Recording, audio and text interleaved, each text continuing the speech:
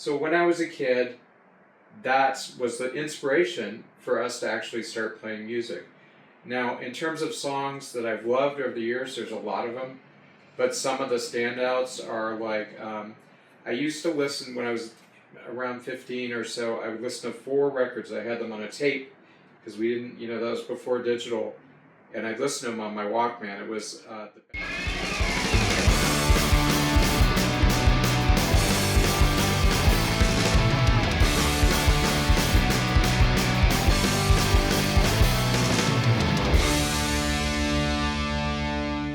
What's up, everybody? How you doing? Welcome back to the Punk Rock Review Podcast. I am out in LA right now with an incredibly special guest. This is Jesse Michaels, as if you didn't already know that. Operation Ivy, Big Rig, Common Rider. I mean, some of my favorite music ever. So thank you for having me in your home. This is amazing. I appreciate it. You've been doing okay? I'm good, yeah. Awesome. Well, I wrote down some questions. We're going to talk for a little while. I thought it best to come prepared. What were the bands and or songs that really got you fired up at any point in your life, but the stuff that made you want to play music when you were young, and then, maybe now, what are some of your musical inspirations, if you have any going on? I don't know what kind of music you're doing these days outside of doing Regulator. Okay, so I was a huge music fan when I was a kid, and probably the first thing that I found really inspiring was the band Flipper, because Flipper, when me and I was hanging out with Aaron Comet Best from Crimshrine at that time. Okay. When we listened to something like the Ramones, we listened to a lot of the old punk, the Ramones, the Clash, a lot of the LA stuff that was coming out at that time, Adolescents, Circle Jerks, Black Flags. We were, 12 and 13 years old, so actually doing something like that seemed impossible.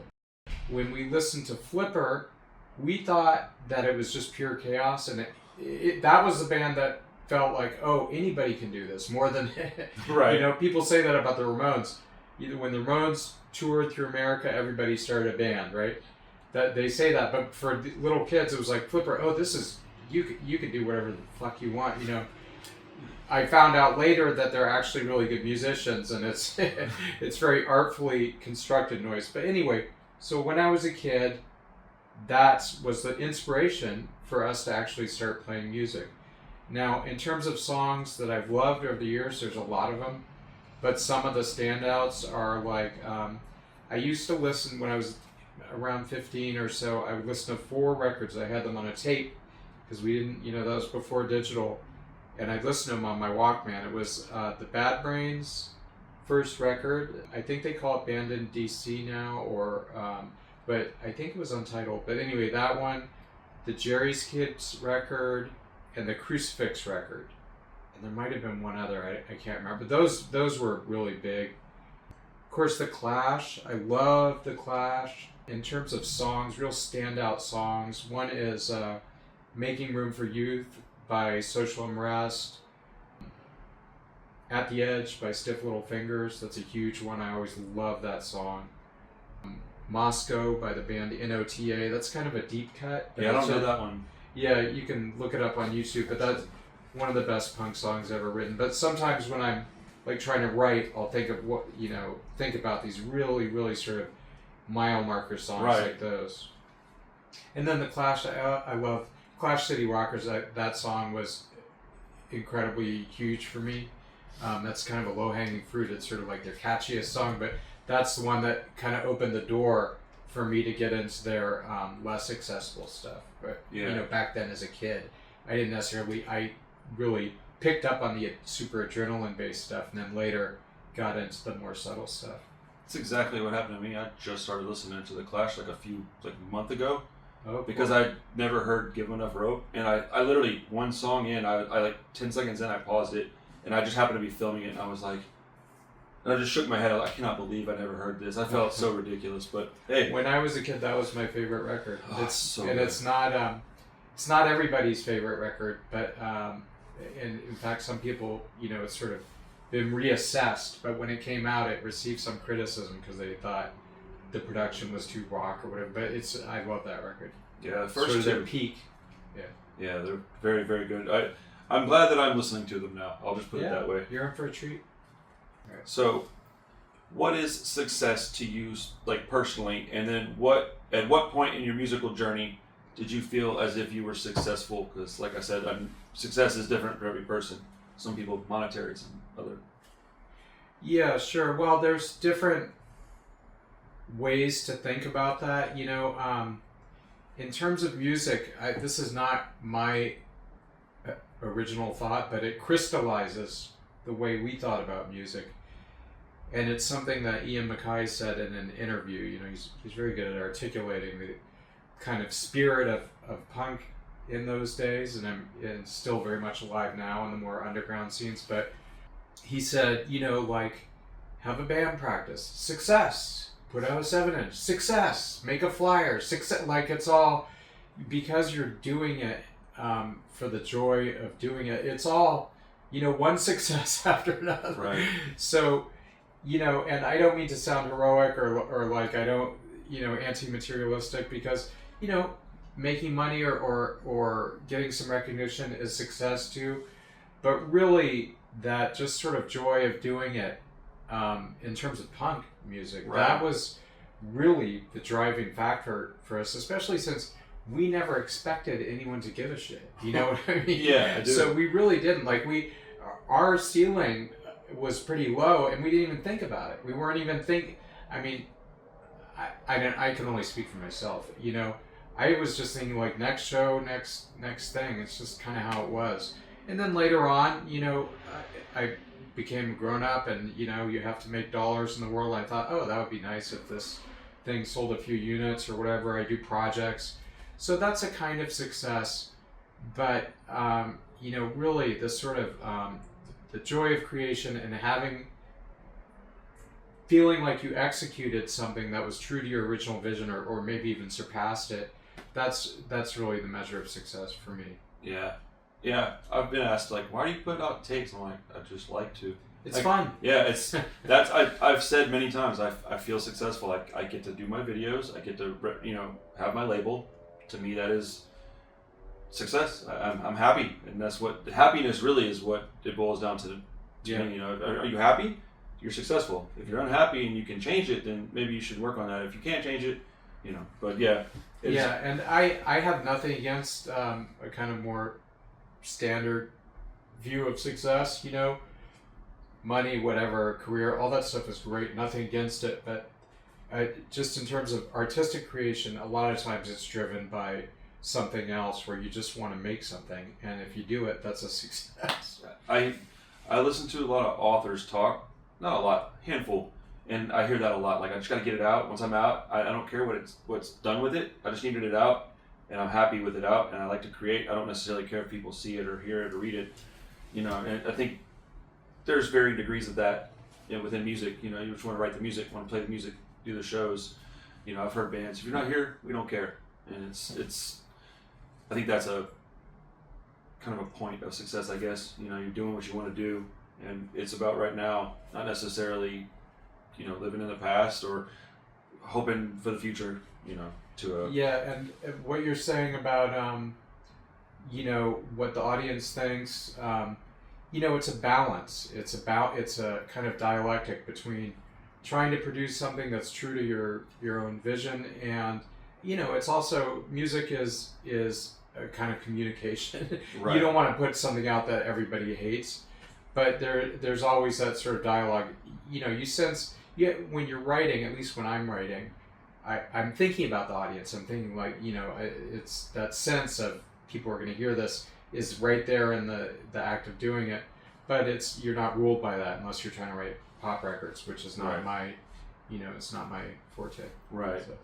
This is a question I've always been curious about. Have you ever regretted calling it quits with Operation Ivy? I really haven't regretted it. There's times where I've speculated about what could have been, you know what I mean? But it's not out of regret, it's just more a sort of thought experiment or something. Right. I just, that band had its duration. and there were some communication problems, that felt irresolvable, and it ended. And at that time, like hardcore bands and punk bands, they typically were not very long lived. You look at something like Minor Threat. I'm not comparing us to Minor Threat, but those guys obviously had a magical. I love that music. I still love it. They obviously had a magical chemistry, an explosive kind of thing they did, but it had its termination point, and that's okay. It's like success. Right. Yeah. Back to the success again. again. Up success. Yeah. On to the next thing. So, now, I think if I was doing it now, it would be a different story. But I feel like it had the right lifespan. There were certain things that we didn't have to do that. Like, we didn't have to make decisions about getting on a bigger label. Not that those things are corrupt, but it's kind of cool that it was this sort of very pure and youthful moment, and it stayed that way.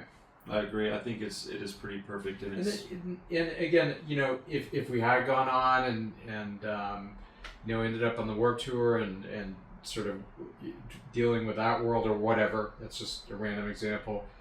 That would have been cool too, but I like the way that it has this very distinct history.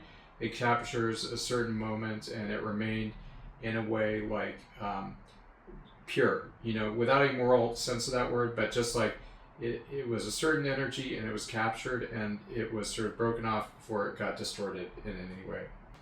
As a pioneer of a specific subgenre of punk rock, what does the word punk mean to you? And not necessarily by definition, but to you personally, does it have any specific meanings? Yeah, well, so I have my own definition. I think that punk is a collection of different definitions. It means different things to different people.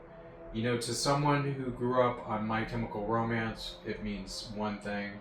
Whatever you're doing, it means different things. So for me, I have this thing that it meant to me when I was 11, 12, 13 through my 20s. And it was, I don't know exactly how to put it into words, but it was just kind of like the music we listened to, a spirit of, I wouldn't say defiance, but a desire to, it's such a cliche, but kind of think for yourself and do something artistic and creative and social that's outside of the normal constraints of society. Right. I sound like Repo Man right now, but yeah, just sort of like doing your own thing. And of course, there was this very specific aesthetic when I grew up. The hardcore kids were dressed a certain way, and hardcore meant something totally different. So there were certain things it meant, and a lot of it was sort of intuitive. When I was a kid, you would, if you went to a new town or something, you could just kind of find the punks. There was usually only about 8 or 9 of them, and just walk up to them, and you all sort of spoke the same language. There's regional differences. Now, obviously, it's a way bigger thing. Everybody uses that word. You'll see like anybody from a news anchor to someone in a movie. Like, it's become this kind of big, much bigger cultural institution. But I have my own thing that I grew up with, and that's what it means to me. And I guess it basically means, being a little outside of the norm, kind of thinking for yourself and self-defining in terms of art and socializing, and also a specific style of music, Yeah.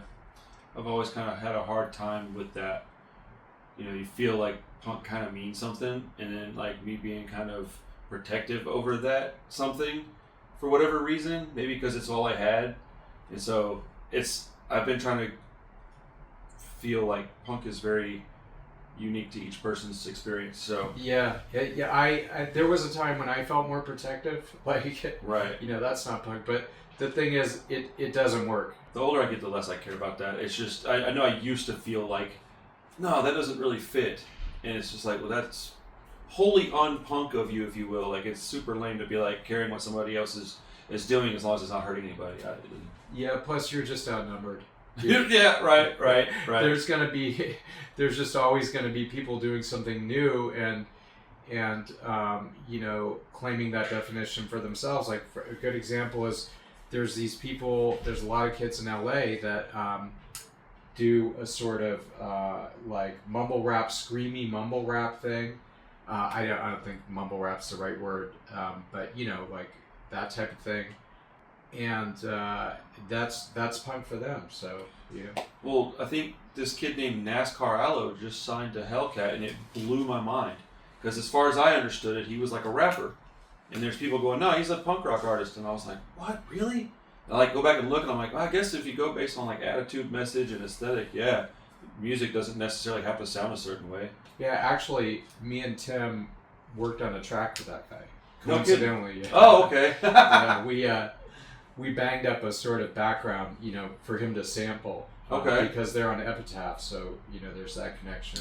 We just did it for fun, but that's cool. Sounded cool. I've never met the guy, but I like what he does. So this is a fairly personal question, but what is your relationship with sobriety, and was there a specific thing that was the cause of that journey to you?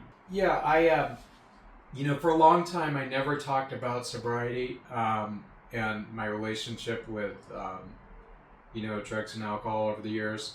And I made a conscious decision to talk about it a little bit. I'm a pretty private person. I kind of separate my public life from my private life. But, I realized it could help someone to hear about it from someone who's had some experience. So my relationship with sobriety is basically I have to stay sober or I'm fucked. It's as simple as that. So, and I have, over the years, I've come to I've had my ups and downs with it, but I've come to a pretty good place where I have a stable support group, and I never claim membership to any particular organization at the public level, but I have taken advantage of some of the organizations so that I could get peer support and other forms of support. So, I don't have any opinion on what anybody else does, but I can just share my own experience.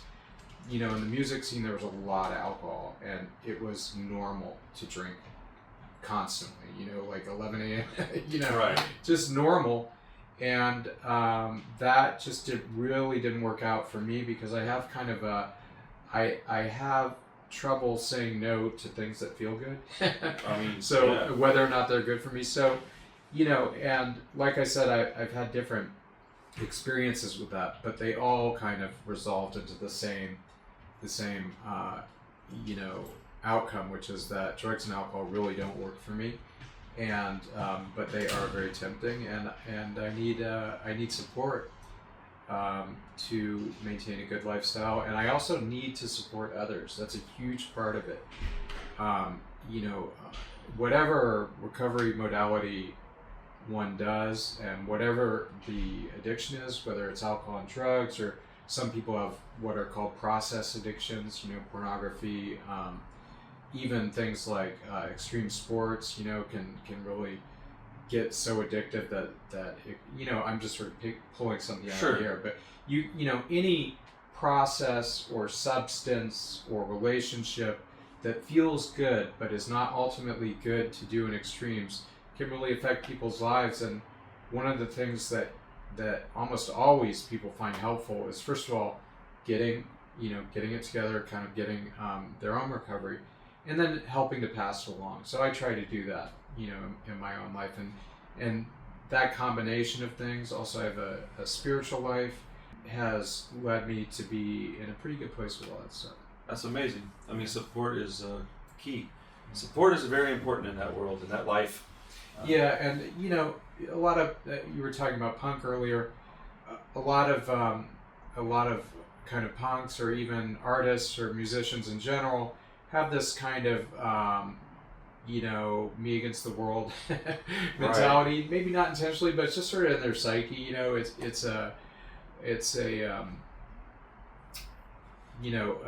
It can be isolative to be creative, and so these altered states that come from drugs and alcohol and other things can be very appealing to someone who's sort of living they're in their cave, either literally avoiding other people, or even just sort of mentally individualist to a fault.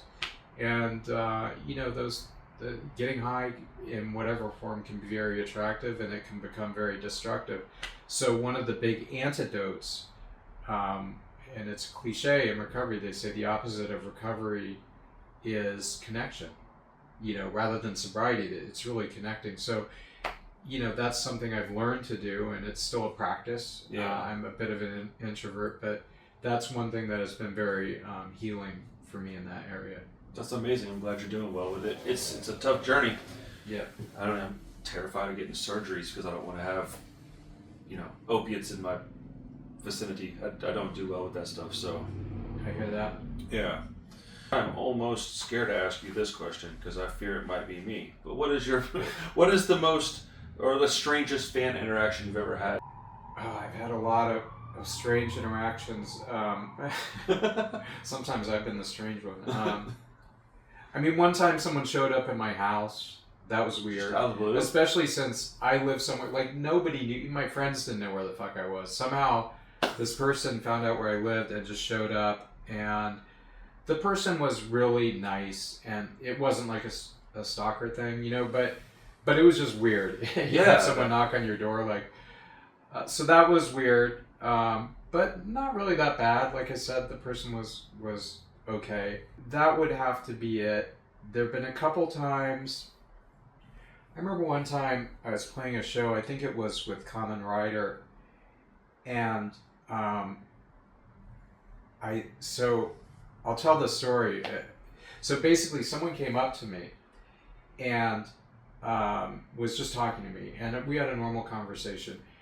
And then the person turned around, and they had a list of serial killers on the back of their jacket.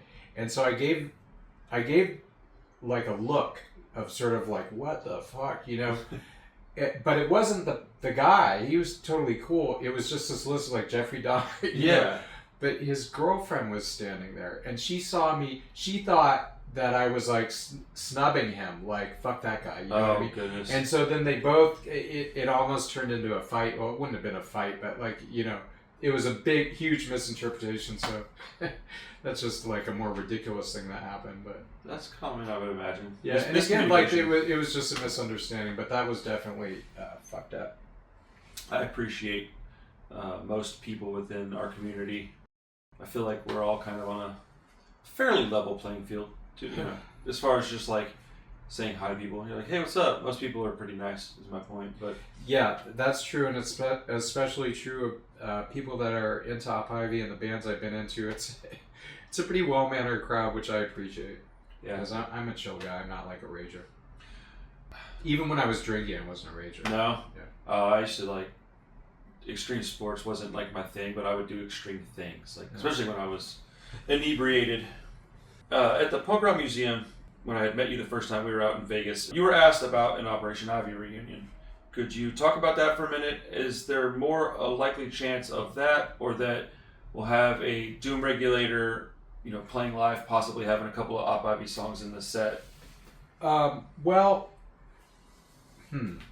I don't know which one is more likely. So, Op Ivy, basically, we all have our own lives, and Tim is super busy, and I've got my own stuff going on.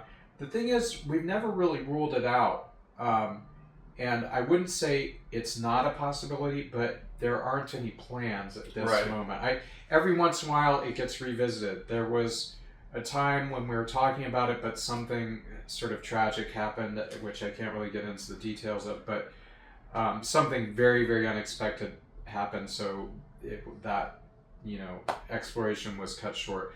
So, the only thing I can tell you is that it's not an impossibility, but there's no definite plan.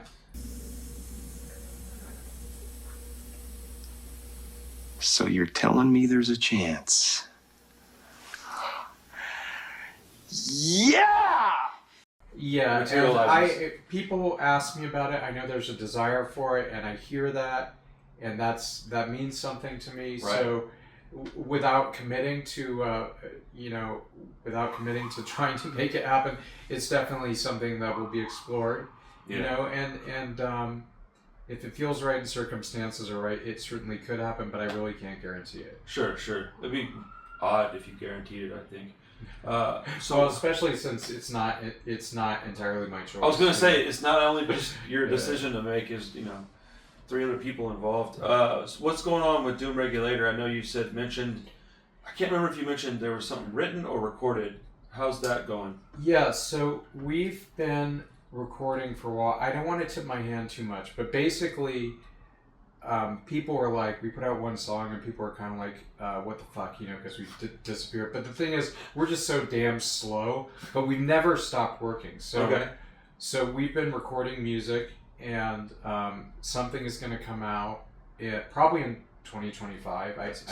We don't have a specific timeline, but I think people will be more than satisfied. So it's not one of those things where we started this project and then everybody just kind of went, dissipates. Well, that happens. Yeah.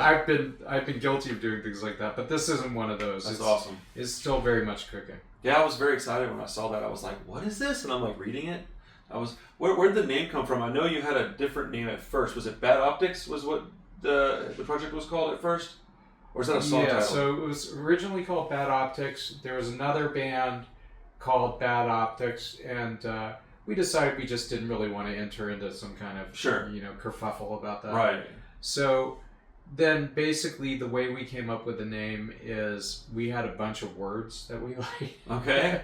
I mean, a long list of some of the names had, and we sort of found a combination of things that everybody liked. So yeah. I like the name. I thought it fits kind of. Knowing where the name Operation Ivy comes from now, I thought it was kind of funny that Doom Regulator would have been the name with another project of yours. Kind of similar, if you don't mind. Can you explain where Operation Ivy comes from for people that haven't heard? Yeah, so Operation Ivy, that band name, first of all, there was a band in the Bay Area that was playing at the time we were playing called Isocracy. And that was their original band name, Operation Ivy. So, the short story is that we thought it sounded cool, and we asked them if we could use it. But part of that ties into the fact that by that time, we'd been going for a couple months. I don't think we had even played a show yet. Okay. But we knew that we were going to do some ska stuff. Okay. And at that time, ska was very associated with this kind of get smart, English, 60s, 70 mod spy aesthetic. Sure. And so Operation Ivy sounded vaguely, like it does, like spy-ish. So we liked that. And then, but the source of the name was the bomb tests on the Bikini Islands. That's right. It was one of the bomb tests. Interestingly, I just found this out. I had no idea, but Bikini Kill got their name from the same thing. That's so crazy. Yeah, that's so crazy. I had no idea. So, but yeah, that's where the name came from. But mainly, we just thought it sounded cool. That's the way to do it. If it sounds cool, it works, right? I didn't know that Isocracy was the origin of those two words together. That's cool. I didn't know that. That was their first name. I think they had a couple names before they landed on Isocracy, but that was one of their earlier names. That was always a problem I had. I couldn't stick with a name for a project. It would morph and change into things based on what I was feeling like. Yeah. My brain just going a million miles an hour. A lot of people really love your other projects outside of Operation Ivy. You had Big Rig, Classics of Love, of course, Common Rider. Can I have a brief history of those bands, and are there thoughts of any new recordings or shows, tours with any of that? Okay, so Big Rig was a band that was a project, I think it was like 92 or something. Some friends of mine, Doug Sangalang, a couple other guys, great people. I love all those guys to this day. They had this band that they were doing, and Doug, who's my friend, invited me to come down and just check it out. I was like, oh, I could see doing something like this. The thing is, it wasn't exactly the type of music that I was used to. It wasn't exactly something that I really 100% vibed with. I mean, I loved it, but it's just not the type of music I would necessarily write. A lot more octave chords, a lot more influenced by sort of a DC sound. Okay. At least that's the way I interpret it. I think Doug was also listening to a lot of like Pitchfork and stuff like that. but it might have been before Pitchfork. I'm not sure. But anyway, so I was like, yeah, we could do a project, and we ended up doing a short-lived thing. I think some of the people in the band were expecting me to, do more of a full-time band thing. And I still, to this day, I feel bad about that because I didn't mean to kind of, start something and then jump out of it. But we got that EP out. We played one show, and that was about it. So that was a short-lived project. I'd say it's comparable to something like Egg Hunt, Ian MacKay's thing he did. So then... I didn't realize it was that short-lived. Sorry. Yeah, I think the whole thing lasted about 6 months or so. Oh, okay. So then there was... So Common Writer, I went away for a while, mostly for lifestyle reasons that we talked about earlier. And then I came back, I moved to Florida for a while. And then I sort of came back and I was like, well, actually this started when I was in Florida. But basically I ended up doing this thing with Mass Giorgini from Squirt Gun and many other bands. He's produced 1,000 records. He's known for the studio called Sonic Iguana in Lafayette, Indiana. Okay. Dan Lumley plays drums on a lot of those projects that Mass did and has done a lot of other stuff. They used to play with Screeching Weasel. Okay. Anyway, so I collaborated with them. We teamed up. We made a record. Then we did some shows. Then it went to sleep for a while. Then because I was living in California, Then I went out. We did another record. And again, we did some shows. We did a tour, the Plea for Peace tour, which was a tour that was put on by Asian Man and Hopeless Records. Oh, I used to see advertisements for that stuff. Yeah, it was kind of funny because we were sort of doing this sort of chilled out reggae punk thing, and we were playing with Poison the Well and International Noise Conspiracy. That's a big difference. And it was really in sort of the emo years, And So we were a fish out of water, but it actually worked out. We had a lot of great shows. All those bands are cool. We played with Thursday a lot. Super cool guys. They're good dudes. Yeah, they're really nice guys. So it was all good. But again, we were living in different places. And I don't think at that time I really wanted to move somewhere and be in a band for whatever reason. But so that was a kind of intermittent thing. But we got some stuff done, and then that kind of reached its termination point. Then I was in a band called Classics of Love.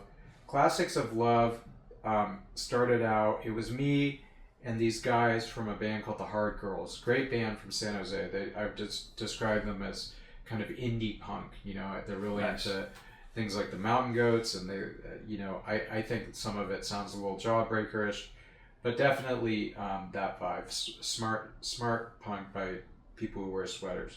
I'm not saying them specifically, but that genre. That's a style for sure. Yeah. I know exactly what you're talking about. But they're a great band. Anyway, but I connected with them, incredible musicians, and we started out trying to do something that sounded sort of like later 80s DC sound, like second wave hardcore, or beginnings of what they now call post-hardcore or whatever. Like Rites of Spring, that type of vibe. But the stuff that really landed was stuff that just sounded more like kind of straight up 80s melodic punk hardcore. So that's what it ended up being. And the first record is more reflective of that more post-punk sound. And then the second record, the first record was an EP called Walking in Shadows. The second record is a self-titled LP. Okay. I'm so bad about my own music, I had to think for a second. Did that one have a title? But I'm pretty sure it's self-titled.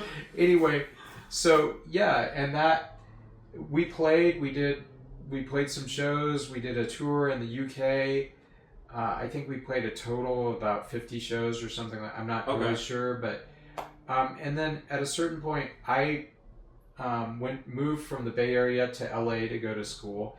And again, that really just felt naturally like, okay, this is the correct duration for this band. We don't have to flog it. These guys have their own thing. I'm going to be going to school. So that came to an end.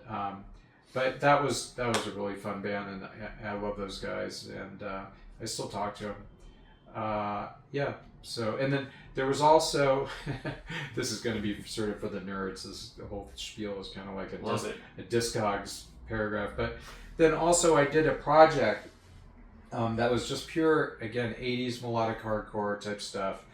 Hardcore in the sense of bands like Minor Threat and stuff like that, or Youth Brigade, more than hardcore in the newer sense of bands like Knock Loose or Hatebreed, right? So,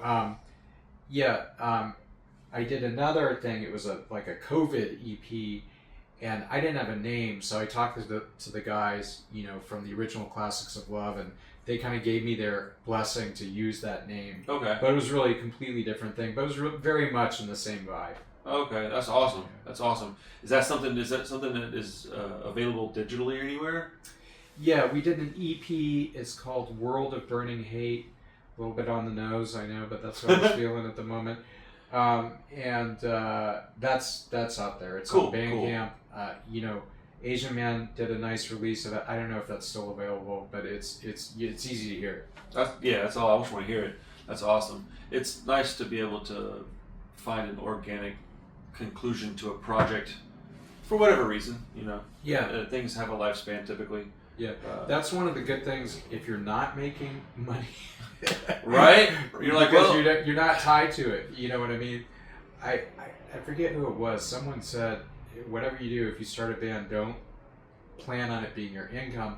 Not because it's unreliable, which it is, but because once it's your income, then you have to say yes to everything, or everything that's strategic. Yeah. So one of the good things about kind of being out of that loop is that you can really trust your intuition. Right. Not worry about that so much. Yeah. Once you have contractual obligations. Yeah, you have to take shows that are maybe not, you don't really want to do, but I think that ends up breaking up a lot of bands. Is often you'll have bands that, get a little bit bigger, and then there's one person that wants to be really pure and one person that wants to be more strategic, pragmatic. Yeah. Right. I've seen that happen a million times. I mean, when you get a group of 3, 4, 5 people, that's a lot of different personalities and different needs and wants, desires. So it's terrible. Yeah. It's much worse than a relationship. I've had plenty of friends that went solo music route, and hey, why? Your band was really good. They're like, I don't have to depend on anybody else. It's just me. I do what I like. If I don't like to do it, I don't do it. And that's nice. Yeah. How do you feel about eclectic lineups? You were mentioning that, like, playing with, a little bit more of a punk band with somebody like Poison the Well would be like a metalcore band almost, or I don't know whatever, heavier, much heavier.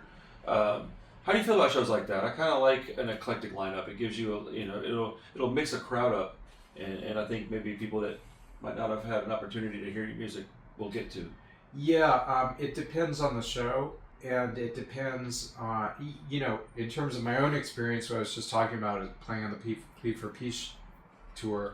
The shows that were best, it wasn't really so much about the lineup, but I found that the shows that were best for us were the shows that were more like traditional punk shows. Like when someone was throwing a show in some weird hall that they rented by the seat of their pants, those shows, I'm not saying it's better or like it's right, but those are the shows that were always just hot for us for some reason. Like we got the best crowd response. Then, at the other extreme, playing at the Hard Rock in Las Vegas was probably the worst show. Okay. The other two were a fucking disaster. Yeah. I got trashed. It was just a mess. And that place is spooky. I think it's got bad vibes or something. But because it was a weird night for everybody. But that show was with Jimmy Eat World. Good band. Yeah, awesome band. Great band. I like them. So I remember when I first heard that song on the radio. I forget what it's called, but the first single. They're really big song. Well, they have two really big ones. Do they? Yeah. Stuck in the middle or something. I can't remember the title. I can't remember my own songs, but man, it's one of those songs. When I first heard it, I was like, "Holy, what the fuck is this?" At this very intensely intentional production. Like you felt like every note was thought about, and even the values on the reverb and stuff. It had a killer hook, and it was just great vocals. Yeah, very good band. Nice. I like that. They were also nice guys. Yeah. I don't remember who asked me this. It might have been my friend George, but somebody said, "Can you please have him tell me from his perspective about hedgecore?" And I was like, "Yeah, I would love to find out about that." So what is hedgecore? What's up with that? I heard Tim speak very briefly about it once. Yeah. So you have to remember the context for that is literally teenagers. Yeah. just being fucking little assholes and writing dumb songs, right? So basically, me and my friends were really into jumping into bushes. Let's go. that's what it comes down. So we would go out usually after a show, but not always. A lot of times there's alcohol involved, and you just go around and dive into bushes. So and then the lyrics to that song were like a parody of Minor Threat. You know, it was like we call it gardening, but we're full of shit or something. I forget what it was, but it was what happened to your bush. It's not the same. It was fucking. It was dumb, and so that's why it never made it on a record. Sure. The thing is, you know, we had this kind of jam where we'd slow it down, and you know, so it was a great live song. So we ended up playing it virtually every show, but yeah, it was too ridiculous to put on a record. But yeah, that's basically awesome. We would, after like a show at Gilman Street, we'd go out and you know, fucking destroy people's gardens.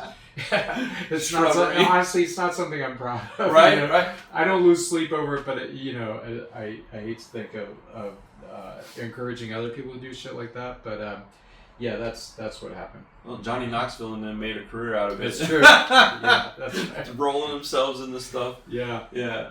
That's the first thing I thought of when I heard Tim talk about it on a video once. I was like, they were doing what now? I was like, that sounds like something I was doing. We all did stuff like that. Adolescents. People would get fucked up too. It was always Aaron. Aaron from Pinhead Gunpowder Crimson. He always seemed to manage to jump into a bush with a fence. Oh.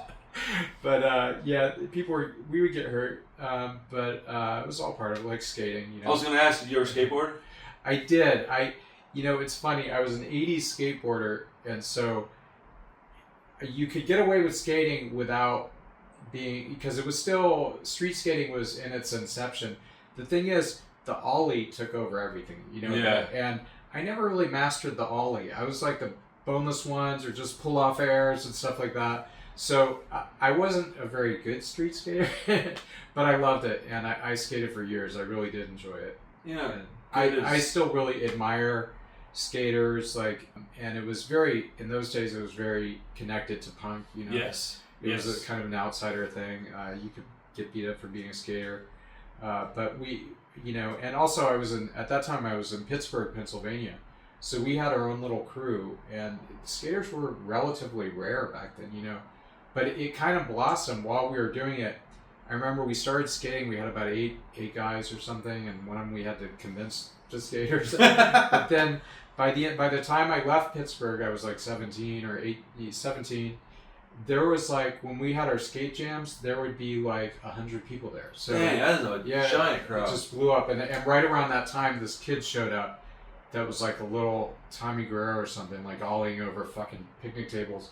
And so that's also when it really blew up in terms of people's ability and the kind of crazy shit they were doing. Right. Before that, it was mostly like mini ramps and, you know, skating banks and stuff like that. But that's the fun stuff. Kind of right when I was more getting out of it, that's when it really turned into what street skating is now. Right. Yeah. Can you even imagine that somebody kind of, you know, scoffed at a 900? Remember Tony Hawk was trying to master a 900 spin, and it's like kind of commonplace now. It's wild what those kids can do. Oh yeah, it's insane. Crazy. It's insane. Yeah. Have you ever seen any like recent videos? I'll scroll through YouTube sometimes. Oh no, I have. So when I was into skating as a kid, this was right when like the first Bones Brigade video came out. Okay. Like we put that thing on and, you know, watched Lance Mountain dropping it off the roof, you know. Yeah.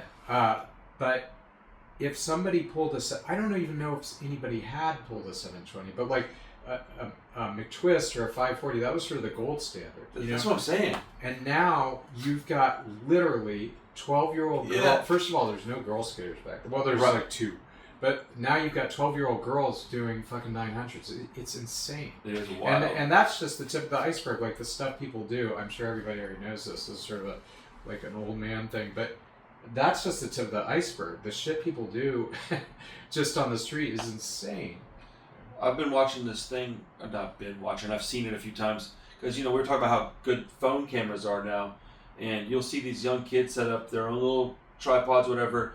and they'll do it in super slow motion, and you'll see the guy do a trick, midair, another trick, and I'm like, I don't know how you practice that. You'll break your legs. Like, it's so crazy. I enjoy watching it. I don't want to participate anymore, but the only person who was doing stuff like that was back then was Rodney Mullen. That's my favorite skater of all time. That's awesome. It's just kind of funny because back then we had a lot of disdain for Rodney Mullen. Like we would watch the ramp stuff, watch the street stuff, watch the ditches, and then Rodney Mullen's like fast forward. Well, because it was he wasn't. It just seemed like a whole different thing. And now, of course, that's the root of all the stuff people are doing now. That's funny. I knew you were gonna say Rodney Mullen too, because he's like. But now I get it. Yeah, it's all technical. When you're young and you're not really good at that, that's a turnoff. You're like, I don't want to see this. It makes me feel like I don't know what I'm doing. Well, because it's very stationary. Yeah. Yes. A lot of stationary. A lot of stuff within a very small. I mean, it wasn't stationary. He would be going fast sometimes, but it wasn't like the Guerrero part where he's skating down these 45-degree angle hills. Well, he could do a lot of stuff standing in a small space. He was able to just manipulate the board in ways that like. It doesn't really make a lot of sense. It's beautiful. It's like art. It's like music. It is really pretty. Now I get it. Yeah. Before I move on, what got you into punk rock? Like you said, you were listening to stuff at like 11. I didn't get into this stuff until a few years after that. So how did you discover this music, and what got you interested in it? The first thing was when I was a kid. I had a sort of. My mother had a boyfriend who had a daughter who was into the B-52s. So she was kind of like the gateway. She had a B-52s record. And as soon as I heard that was the first band I ever really loved. Nice. It was the first band I saw live. So really the B-52s. And then Devo. And then the Ramones. And it kept getting like more and more negative. And Black Flag. Right. And then as I started getting a little older and some of those inner demons are coming out, I got more into the like hardcore stuff. But it was that, and also my father was an English professor, and he would travel around. Sometimes I'd go to these places with him. For example, he went to Baltimore, so I went to Baltimore, and a couple times I connected with his students, and I would say, hey, I'm really into punk, I had this book that was about punk, so I knew the names of some of the bands. This one time when I was in Baltimore, I was very young, this was right when the second B-52s record came out. I was very excited about that. Yeah, so one of the students was a DJ at the local station, and he let me come in, and I had this book about English punk. It was called the Punk Rock Book, or maybe just Punk, or so, I forget what it was. Had a picture of the Catwoman from England on the cover. She was a famous sort of punk fashion icon. I'm trying to think I've seen that book. I don't know. Anyway, yeah, it's a little bit obscure. I'm sure you could find it on the internet probably, but anyway, so I knew the names of all the bands from that book. And here I was in this college radio station, and he let me just go and find all those records, like the Adverts, 999, The Clash. So that was the first time I heard a lot of that stuff. And, I'll be honest with you, I didn't get all of it initially, because I was used to the B-52s, which are very, it's got this immediate novelty and poppiness and silliness. So it took me a while. It was an acquired taste, but eventually I came to love all that music. And as I said, later I connected with other people. They turned me on to the stuff that was happening in LA, California stuff. Pretty soon I was going to shows. And When was your first show? Do you know what year it was, or what age? So the first one was the B-52s, and that was in 1981. I looked it up on the internet because I was curious when it was. And then sometime, I had to be 12 or 13. I don't exactly remember. But either 12, 13, maybe 14, I think 13 probably. And then, I don't remember what order the shows were, but I saw the Clash pretty early. Awesome. I saw the Ramones very early on the Rocket to Russia tour. That was with a band called the Red Rockers, who were awesome. And then... I've never heard of them either. Yeah, they were a good band. They were one of those bands one of the early bands trying to sort of do punk in a more mainstream way. Like, they were on a real label. Oh, okay. They were very Clashy, kind of like an American Clash. They had a couple killer songs. And then I went to this show. My first experience was sort of more hardcore punk, as there was a show. I was already listening to all this more hardcore music. Sure. Again, it's a different sense of the word hardcore than we use today, but 80s type hardcore. And the first show, was DOA. I'm pretty sure Flipper played Delude, Sick Pleasure. 7 Seconds played. Damn, there you go. It was really, I could be wrong, but I feel like 7 Seconds might have been a 3-piece. But I mean, it was really early 7 Seconds. It was like, if I believe their first 7-inch had come out, that was about it.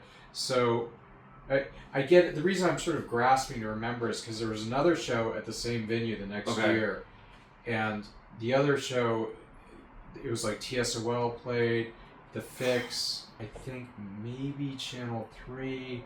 There was a bunch of other local bands, and I get the shows kind of mixed up. Oh, Husker Du played. Oh, wow. Yeah, they were great.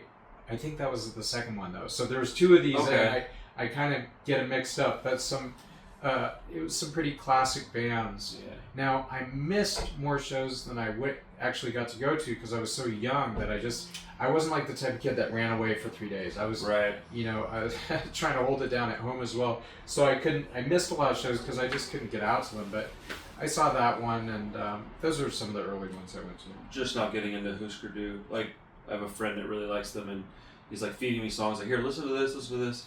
They're interesting. I don't know how I feel about them yet. They're very interesting. Good musicians, but some of it's a little too chaotic for me. Yeah. But how do you feel about some of the classic punk rock music from like, I'm just now discovering all this old classic stuff. I kind of got into it in the 90s, liked what I liked, and never really went backwards until recently. I was fortunate enough to see the Ramones at my first show in '96. It was one of their last shows, but I never went backwards with classic bands. Do you have any that you really enjoy? Classic bands? Yeah. Well, I'll try to give you some that people that are a little lesser known. So, I mean, one thing is the Saints. People know about the Saints, but in terms of those original bands like The Clash, The Damned, Stiff Little Fingers, stuff like that, they're lesser known. Okay. But they're fantastic. First 2 Saints records. Menace is another early 80s band that's sort of underrated. Okay. You hear about JBH, you hear about The Exploited, but you don't hear about Menace, but they were one of the best. Like the sort of the dawn of what people now call street punk. So it's a little more heavy or faster, maybe? No, it's like very much 77 mid-tempo punk. Okay. Kind of like Sham 69, but nice. They were great. Yeah, I mean, those are a couple. It's one of those things when you try and pull them to mind, they don't always come. But yeah. I just discovered the Boys and the Vibrators. So like those 2 really stuck out to me with Boys. Like, front to back great albums. They're both great. Of course, the Buzzcocks are, one of the best. It's not what we call pop punk now, but that was probably the inception of that. Really, really pop oriented punk with very sophisticated songwriting, great vocals. But yeah, I love all that old stuff. That's awesome. So let's see here. I know that you're an artist. So what are some of the artists that inspire you? It could be any medium, just in general. Like, what artists inspire you? You see something or hear something and go, I got to go create now. Is there anybody out there like that for you? Well, for me, art is it's not exactly connected to punk. So I like a lot of punk artists, but kind of a lot of the art I like that inspires me to make art is more sort of, kind of iconic art world stuff. Like, I love Basquiat. I love the painter Philip Guston. Okay. I guess you wouldn't call him modernist. He's more of a contemporary, but Matisse is my favorite of all time. I love Matisse. When I see Matisse, he's got I say it's unconnected to punk, but the thing I love about Matisse is the same thing that I love about punk is he's got this sort of almost childlike raw energy and spontaneity in every brushstroke. So people often look at Matisse paintings and they think of it as being decorative, or a lot of pictures of, they call them odalisques, where it's just a kind of classical woman reclining thing. Sure. And they don't sort of get what I get out of it, but I don't mean that to sound pretentious, but what excites me about art, what really draws me in, is every single brush stroke has a certain kind of energy to it, even if when he's just filling in a field of color. Okay. And I've seen those large paintings. Some of them have big fields of color, like the famous painting. There's a bunch of women in red. Their skin is literally red, dancing in a circle, and the rest of it is just green. But even if you just go into this green, like every brushstroke just has a life to it that you can't exactly put into words. So that's awesome. I love Matisse. That's amazing. It's nice to hear somebody else describe something they really enjoy, because, like you said, it's going to be different for every person that enjoys it. It's very subjective. So we could watch the same movie and get something different out of it, you know. Yeah, and a lot of the art I love is, art that is made by non-artists, like homemade sign painting, and just people like sort of kind of unschooled art where someone is just creating without any affectation. People call it folk art. They used to call it primitivist, but I think they don't call it that anymore because it's considered condescending or something. I don't know. They probably have a new word for it, but just basically art, outsider art. That's another term for it. But I mean, you're an artist if you create art. Yeah, this is my opinion. So unschooled art by people that are working outside of the art world. A lot of times, that's the stuff that I like the best. What is your favorite medium to create in outside of music? You mean like, do you like to paint or draw, or do you like acrylic or watercolor? Well, with painting, acrylic is a lot easier because there's no fumes. Right. Oil looks the best, but it's really a whole fucking thing to do it, Yeah. And it's hard. So oil is the best, but it's hard. Acrylic's much more immediate, but it doesn't look as good. But I enjoy painting. I haven't been doing it for a while. I go through phases with it. Yes. I've never been able to sort of be a disciplined, continuously productive painter, but it'll come back and I'll do it again. That's exactly how I treat painting. I like watercolor. I just, something about the way that it just kind of moves on its own, and you don't even realize you're creating something. You're like, oh, that looks awesome. I'm gonna leave that alone. And I like that you can like reactivate That's the tough it. part, leaving it alone. Right. No, leaving it alone is the tough part. I don't know about you, but I typically overdo it. I'll like ruin a piece of beautiful artwork because I couldn't stop. You can't stop. Yeah, it's very frustrating.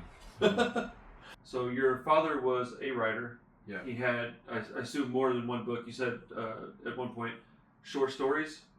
Yeah, so my father was a writer, and very much a kind of in the literary world rather than in the commercial fiction world. But he wrote mostly short stories and a couple of short novels. Okay. And then one of them became, what was a film? Yeah, he actually, one of his novels was made into a movie. The movie was called The Men's Club. The way that he wrote it got very distorted. Once it went through the Hollywood system, it didn't quite come out the way he wanted to. He never, went back into the world of Hollywood again. I love movies, but he just kind of wasn't that type of writer. Sure. And then once, all the production elements got into it, it got changed quite a bit. So it didn't exactly come out great, but it did have an incredible cast. Harvey Keitel was in it, among many others. Treat Williams, Roy Scheider was in it. So I don't know Roy Scheider. Roy Scheider's the guy from Jaws. Oh, okay. Okay, yeah. I do know who that is. Anyway, that's his. I mean, he was in a lot of great movies. One of his best movies was the movie Sorcerer. Friedkin's movie after The Exorcist. Yeah, I know that movie. Yeah, great movie. It's sort of slept on because unfortunately it came out on the same day as Star Wars. I don't ruin a movie. Yeah, so maybe it wasn't the easiest movie for people to grasp, but my God, what a fucking film. But anyway, he didn't do, like, his work didn't do that great in the Hollywood system, but he was a great writer and definitely an influence on me. Not directly, I wasn't like reading his books and writing lyrics, Sure. but that I had that sort of in the house and I learned about that kind of process before I even knew what was going on. Right. Yeah. Probably improve your vocabulary too, like just like little bits of things that you'll learn how to do. being surrounded by that. Maybe a little too much. Because now I try and write much more simpler than I used to. But he always encouraged us to read, and he had very strong opinions about what was good and bad. So he kind of encouraged us like discernment. Okay. I like this, I don't like this, and it's not all relative, and that can be helpful when you're trying to make decisions about what you want to do. So, yeah, definitely. And he never gave us, me and my siblings, like lectures about how to make art, but he just it was just sort of there, and that was definitely an influence. That's cool. Yeah, I can't imagine being like a writer for writer's sake and then getting involved with Hollywood. Somebody even as big as Stephen King has always had problems with his works being, put into a different medium, and it could get gnarly pretty quick. Yeah, well, he's an interesting case because he likes bad movies, so when they made his movies good, famously he didn't like The Shining. And, I don't know how he felt about Carrie, but it's a whole different world, and they're gonna fucking make a product out of it. Right. That's one of the great things about Hollywood, though, too. Sure, it's like the magic, or it definitely must be a trip to try and do that. Well, it's incredible. You can take a short story and turn it into a 2-hour feature film, and Well, the one that they made of my father's, that was a novel. But yeah, they totally can do that. It's pretty incredible. And nowadays, I think people are so kind of, it's harder to make a living as a writer than it used to be. So people literally write their books like a screenplay, like I'm sure. Trying to prep it for licensing. So, the two are much more interrelated than they used to be, at least for genre fiction. Right. Did you ever read anything by Hunter S. Thompson? I never read Fear and Loathing. I did read the book about the Hells Angels. Okay. I think there was he is a guy who I think would never let the truth get in the way of a good story. For sure. I'm not saying he's full of shit. I'm just saying he knew how to spin a yarn, and so he was a journalist, but he was also a storyteller, and so his stuff is entertaining. And I've read the Hells Angels book and a couple of his essays, which were great, a couple articles, but I never read Fear and Loathing. But he was a great writer, yeah. Very interesting to read that stuff. I watched the films like young man, 13, 14, with my friends watching it. And, this is crazy. And then as you get older, you start getting interested in reading and things. And I read some of it and was just like, man, I don't want to sound rude, like weird guy. Like fucking chaos. Yeah. Yes, chaos. There's a video that I saw of him having a shootout with his neighbor. I mean, I was like, it's the type of thing you would see now that would be staged, but I really think he's having a shootout with his neighbor. Quite possibly. They came to interview him with. That's crazy. Yeah. I mean, I don't think they're probably both so drunk they couldn't hit the side of a barn, but they're right. He's out this fucking. I can't imagine having that guy as a neighbor for any amount of time at all. Yeah. Oh my goodness. Who do you think is the best, or just maybe your personal favorite, like songwriter out there? Or I guess that's a kind of a vague question, but a small list of people you really admire, songwriters. Joe Strummer would have to be one of them. I think Bob Dylan is great. I like Bruce Springsteen. I think Debbie Harry is one of the greatest of all time. And she, the poetry in her lyrics is always so understated. Like, it never feels like she's trying to show you that she's a poet, but everything is so natural and always just feels so, like every word just feels perfect in her work. I don't know how much, that was probably a collaborative thing with the guitar player, but anyway, I have to give her props. Those are a couple of them that come to mind. I mean, basically Strummer, Dylan, Springsteen, Debbie Harry, of course the Beach Boys, I love that stuff. Right. Jake Burns from Stiff Little Fingers, great. Glenn Danzig, I think, is one of the greatest of all time. I mean, the stuff he produced back then, people like, sort of try to meme Glenn Danzig, but like those songs are they're so amazingly energetic and weirdly romantic and spooky. I mean, nothing that's exactly what they has ever are. been written like that. And the lyrics often don't make any fucking sense, but they're just they're so perfect. Like, I put a knife by the door. What the hell is that? Well, I guess that's a good image. But anyway, yeah. I mean, he's got to be one of the greats. When you take all that like 50s doo-wop and soul music, and then you just like crank up the speed and add some distortion, gain, whatever, and that music was very popular for a long time. It still is. Speaking about like 50s rock and roll stuff, and if you take that as your template and you just add a science fiction and horror flair to it, it'll be very fun at the least, I would think. Yeah, totally. Very creative. And now that you mention it, you could go forever. Like, you get into the reggae stuff, Toots Hibbert, Desmond Decker, Jimmy Cliff, the list, and then you get into country, all those great songwriters. Yeah. So really, it's pretty subjective, but the kind of the ones that affected me the most are the ones that I mentioned. Actually, the Who's Purdue, those guys, Bob Mould, Grant Hart, those guys are incredible songwriters. You seem to like the Americana stuff with the folky. What's your favorite Bruce Springsteen record? Do you have one? I mean, the first four are all, it's kind of, there's some songs that I like the most, I mean? But like the first 5 records, Blinded by the Light, my God, what a fucking song that is. And Born to Run, of course, Darkness on the Edge of Town. The River has some more poppy, but has some incredible stuff. So, all that stuff is really good. I always like kind of the rockers more than the ballads. Sure. But that's just kind of the nature that I am in terms of listening to music. But yeah, it's great. I guess it's because I'm naturally stubborn and buck the system. I was told one day, I was trying to listen to some of his music.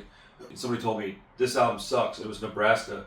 And ever since then, I've loved that record. I was just curious if you like that. I can't listen to that one. No? It's too sad. It is very sad. I can't listen to like stuff like Nick Drake and, it's great. Joni Mitchell, Nick Drake, even Elliott Smith is on the board. Like, when it goes into that realm of extreme sadness, it's hard. I can't deal with it. It's too much. But I recognize the talent of it, without a doubt. If you get affected by music in the way that I would imagine you do and the way I do, if you listen to stuff that's that sad, it'll put you in a weird headspace. Yeah, a lot of people love it. I can't do it. Yeah. Therapeutic for a lot of folks, I guess. Yeah. I find it the opposite of that. It stresses me out. What defunct Gilman Street bands would you like to see, or one band that you would like to see, I guess, play live again? If not put out records, but just you could go see one band again right now. Who would it be? I mean, without a doubt, it would have to be Crimpshrine, because when I was a kid, before Op-IV even started, I would go to all their shows, and I was sort of like their mascot, That's the wrong word. I was like a roadie who never did any work. So, and I was always like taking every opportunity to jump on stage and sing with them. I wanted to be in a band, but I also fucking loved them. So that would be amazing. Probably Crimpshrine, that would be number one, I think. That's awesome. Yeah, it's a good answer. I mean, that's a great band. Have you heard? You mentioned Pinhead Gunpowder earlier. Mm-hmm. Have you heard their new record? Yeah, it sounds great. You like it? Yeah, I only listened to a couple tracks so far, but it just sounds like classic Pinhead Gunpowder to me, and the production's great, and people were complaining about the production. I enjoyed it. It was too clean for people. Yeah, I was like, if you get the same record they put out 10 years ago, then why not just go listen to that record? Like, I don't know. I didn't know. I'm sure there is a difference. Maybe I've just been conditioned by listening to more well-produced stuff. Because I remember when I was younger, if something was too well-produced, it would give me a bad vibe. But I didn't really get that from the record. I just liked that you could hear all the instruments, and so the mix was nice on that record. It was done very well. That's right. Yeah. So kind of on that same. They got the levels. Right. Well, so I hate when the band Leatherface. Oh yeah, great. A lot of their records are hard for me to hear his vocals because they're kind of buried in the mix a little bit. And I think it was by design. Maybe it's just the way he's singing. And that kind of stuff, I don't have the greatest hearing, so it's frustrating when I can't hear. A bad mix will affect me, that's worse than songwriting sometimes. Yeah, I used to like music where the vocals were on top. These days, I kind of like it tucked in more. Okay. You know what I mean? Like I used to, Steve Albini records used to drive me crazy because he tucked them all the way in. Yeah. He put them to sleep. But, and he was all about the guitar. So, but yeah, now I kind of like it. Like Exile on Main Street by the Stones, that record has really quiet vocals. I've never heard anyone complain about it, but to me they're really quiet. And I used to it used to drive me crazy. Not that I'm a huge Stones fan, but I always thought this would be great if they just turned up the vocals like 4 dBs. It's considered their best album, so it's a little ridiculous to critique it too much. But now I kind of like it. I like that tucked in sound.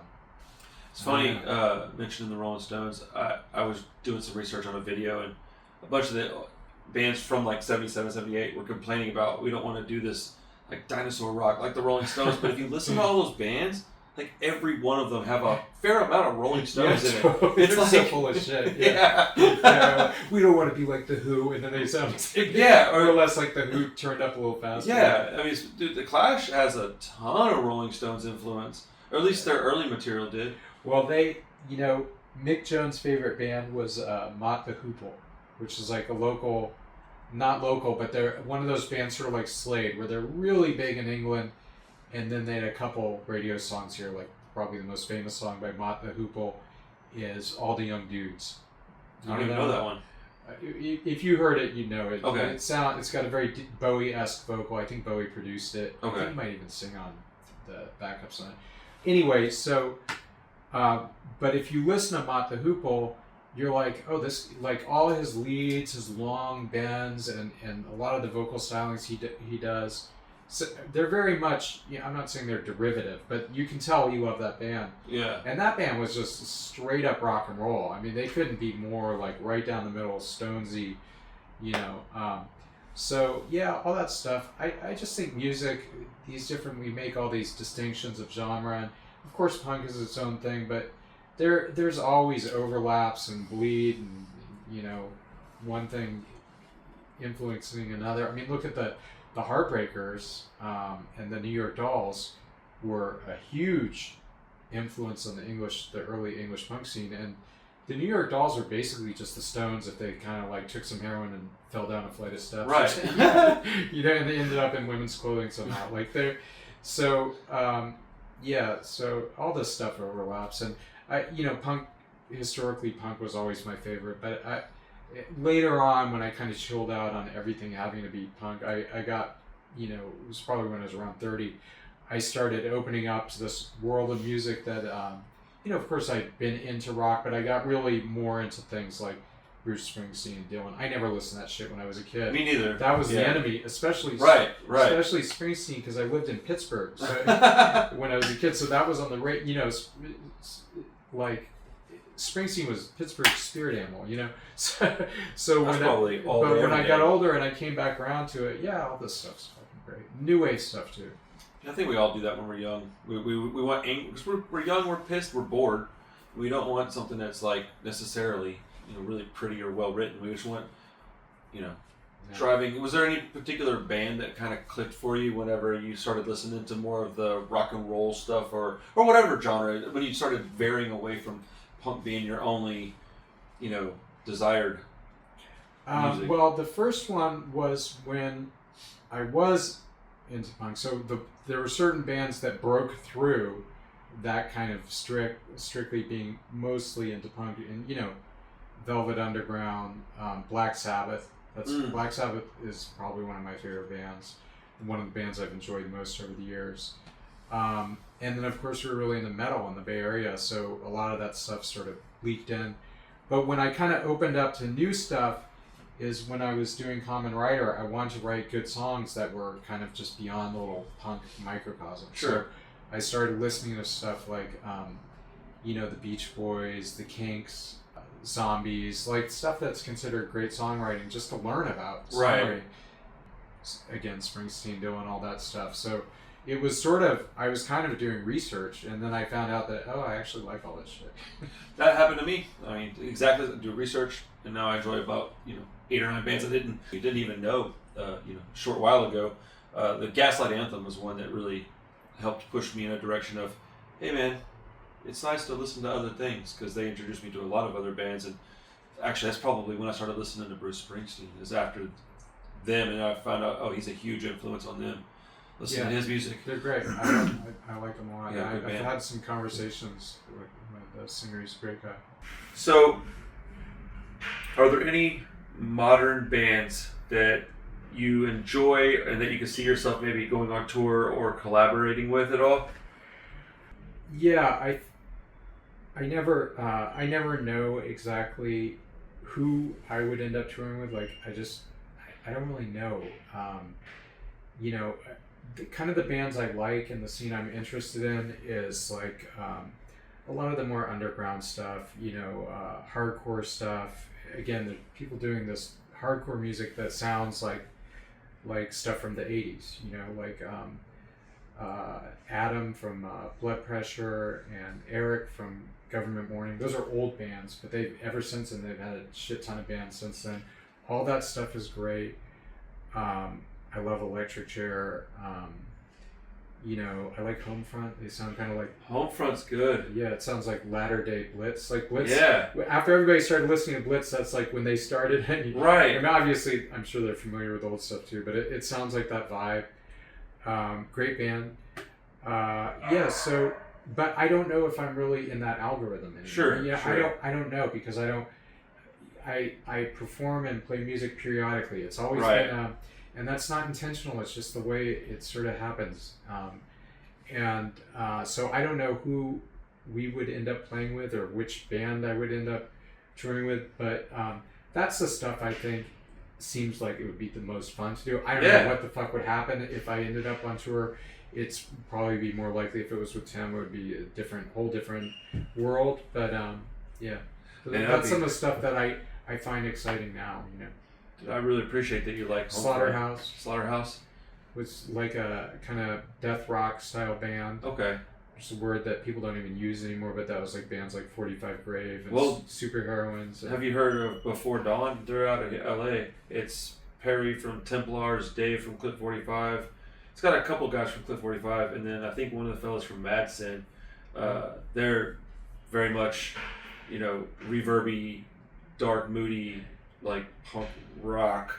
Death rock is, Dave referred to it as death rock a few times. Oh, that's cool. Yeah, it's really cool. That's a weird niche. I mean, before death rock, if I'm not mistaken, what they call death rock came before goth. Okay. You know what I mean? Okay. So maybe I'm wrong about that, because I don't know if... So Susie was doing dark rock, like, what we would now call goth, but I don't know if they called it, but they probably did. I don't fucking know. But it was really early, right. Again, 45 Grave, and what was the other? Oh, Legal Weapon. I don't know them. Oh my god, they were so good. And Is I don't think all their recordings captured how good they were. Okay. Like so many bands back then, it was just harder to record stuff. But I mean, to me, the classic record is there's this compilation that came out called Hell Comes to Your House. Okay. And it's got a lot of those bands on it. Good name. That back then we called death rock. I Okay. don't know, Christian Death was another one. And I don't even, these genres, like, who the fuck knows. But I dig that sound. It's That's very, awesome. very LA thing. Yeah. So, and Bloodstain's another good one from around here. When I first heard it, it's like, it sounds like the Lost Boys. Like, it's got that, got that feeling. You're like, yeah, totally. This would be cool in that movie. And you're like, that movie is how old? Or Near Dark, or what's that one called with the... Near Dark's a vampire movie with... Is it Near Dark or Before Dawn? No, Before Dawn's I don't know, it might be a movie too. Near Dark is the one with Bill Paxton? Yeah. Yeah, that was Near Dark. Yeah. It's a good movie. Where they, like, traveling vampires. Yeah. That movie. That movie was like death rock. I think that movie's way better than Lost Boys. Yeah. It's just not Return of the Living Dead too. Oh. Even though it was a zombie movie, that captured the spirit of that era in the same way that Repo Man captured the spirit of, like, adolescent circle jerks. Dude, both of those are great movies. I like both of those quite a bit. Yeah. Return is one I could watch Almost any time, man. I could just chuck it on. Yeah, it's just crackling with energy, and it's not about whether it's good or bad. It's both. Right. it's just there's something about it. It captures that moment, and I don't know. Maybe it's just my because we were watching that on videotapes when I was a kid. But that's a good one. Yeah, they go pretty hard in that movie. Even though it's from the 80s, it's pretty extreme. Yeah. I love 80s horror movies. It's the best stuff, man. I love horror movies. Do you? Yeah, it's my favorite genre. Yeah, very much mine. 924 Gilman Street is a place that we all wish we were there. At least anybody that wasn't there, for sure. You have any specific memories that were really great from back in the heyday of Gilman? Let's see. There was a lot of great shows. Probably seeing certain bands like SNFU was one of them. Naked Ray Gun. Rocket from the Crypt put on a great show. So there were certain shows that were really mind-blowing at that time. And yeah. So those are... And also performing. So right. A lot of it was kind of less... For me, when I think about highlights of that time, it's less of the scene and the social aspect, although that was cool too. Sure. We had fun and we hung out. But really, some of the shows were really great, and some of the shows we played were just a vibe. It's funny whenever you think of these places, like these, CBGBs, Gilman. You think of them, and then you see a photo, and they're so different than what you imagined in your head. At least for me. I was looking at a photo of that recently, and was like, that's not what I thought that place would look like. It's kind of a low ceiling place, right? Or like one story building. Am I mistaken? No, it's actually the ceiling's pretty high. Okay. But there's some rafters that could make it look a little lower. Yeah, I always imagined it to be this big grand place. It's just yeah, like a regular club. It's not that big, but it's not super small either. I mean, it's bigger than CBGB's, that's for sure. Yeah, that place was real tiny though, because it was all stuck in the middle of a bunch of places. And New York's built different, just structurally. It's I haven't been there, but like just from what I've seen on photos and whatnot, very different city, built very much this direction. Yeah. Let's see. Oh, this is a really good question actually. I was curious. Did you see the Catbite and Laura Jane Grace Operation Ivy set that they did? Yeah, I did. They were great. Man, it was awesome. I don't know if the word pleasantly surprised is the right word, but I was so just happy. Yes, that was great. Keyboard sounded great. The Catbite dudes are really good people. My daughter's first show, 8 years old, was a Catbite show. Oh, cool. Yeah, they're great. Sweet yeah, people. Laura's great. She killed it. Man, that was killed it, didn't she? Yeah, I might be out of a job. Dude, I was like, whoa. Yeah, I watched it on the channel, and I remember just thinking, like, dang, if anybody could, convey the same energy, I didn't know that somebody could. Yeah. And I thought she did a really, she's got that grit. She's that vocal grit. She's very good, yeah. Yeah, top vocals for me. Probably top 5 all time, I would say. I love her vocals. Against Me is a very important band to me. So, what is your opinion on the modern state of music? Are you a fan of this digital stuff? Would you rather just go back 30 years and keep it the way we used to have it? Well, my opinion is that there's so much out there that it's impossible to, you know what I mean? It's impossible to have an overall opinion. I think that some of the really great stuff is happening. I think it's much harder to be a musician now just because there's so many more people on the planet. There's so many more bands. Everything is immediate. These days people try to promote their bands on TikTok. There's a lot, there's all these little niche things happening. So it's just so vast and almost overwhelming how much stuff there is. But there's a lot of cool stuff happening. It seems like it'd be fun to be making music now because everything's so much easier. You know what I mean? That is a big plus. Back in the day, the idea of even a demo tape was a chore. Right. So, right. But now it's just like you can do in your bedroom. So, I mean, it's an alien world. It's completely different from my experience. That being said, I keep hearing stuff that sounds cool to me. So. Yes, that's all that matters. And I like weird stuff too. It's not just punk. I like I forget what they call it, bedroom pop or something. What? just stuff like 100 gecs, you know. Like, Oh yeah, like hyper pop. I think that's just cool. What do they call it? Hyper pop. Dude, 100 gecs is awesome. I sound like grandpa right now, but yeah, stuff like that. It's so weird. I like stuff where I listen to it and it makes me feel like I'm going a little bit crazy. Like, what the fuck is this? And you know, because it's all digital, they can get all these tonal values and contrasts and you know, speeding up and slowing down that just people didn't really have access to before in the sampling. So I mean, I like a lot of different stuff, and there's a lot of exciting music now. I mean, the only kind of challenge is there's so much of it. Yeah, it's more like a question of, you know, before we used to kind of dig through record crates to find something good. Now it's like you got to reduce it down to like, you know, a couple hundred bands that you like. That is the problem I have as well. Try to have time to listen to all the things I enjoy. You know? I mean, I'm not in any kind of scene now. I live a more chill life. I'm not going to shows as much, but I am just sort of always interested. So I'll find these things online or whatever and just check them out. Yeah. Dude, shout out 100 gecs, man. That was unexpected. That's the one that I also got told. Oh, I'm surprised you like this. You know, Lil Peep was one that I liked a lot. That you know, R.I.P. Lil Peep. But these young guys that blended like pop punk and rap music and emo all kind of in one genre of stuff. It was interesting. It's interesting music. There's a lot going on out there. We had talked a little bit about French music. How did you discover like French oi music, or was it something that was just kind of always in your in your repertoire of music you listened to? Because I find that stuff only, I don't know, 3, 4, 5 years ago, and I'm kind of obsessed with it. Yeah. So the French oi stuff. I mean, I was listening to.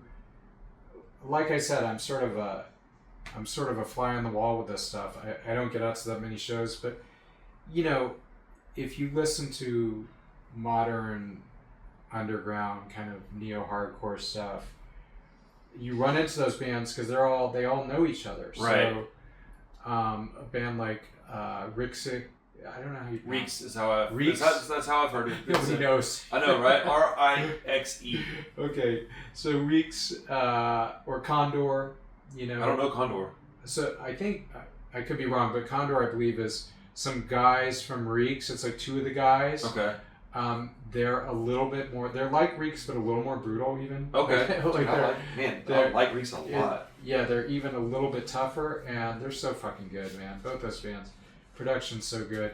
I mean, once you hear it, who wouldn't like it? You know, I mean, it's that seriously simple. though.